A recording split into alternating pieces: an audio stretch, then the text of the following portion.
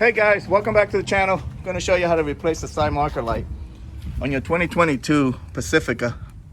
We're going to start by turning the wheel to one side so you have access to this 8mm bolt.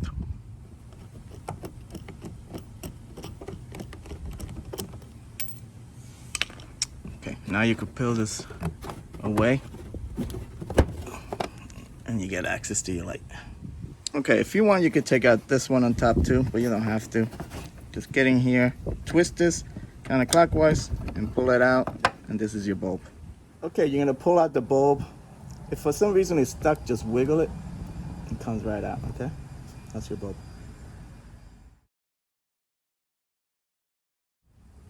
Taking your bulb, just insert it, and then now you're ready to put it back in place. All right, insert your bulb.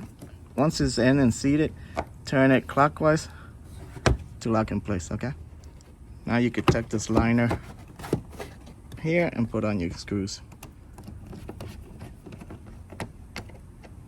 Okay, that's how you do the front. If you want to do the back, it's the same way. You have another side marker light back here.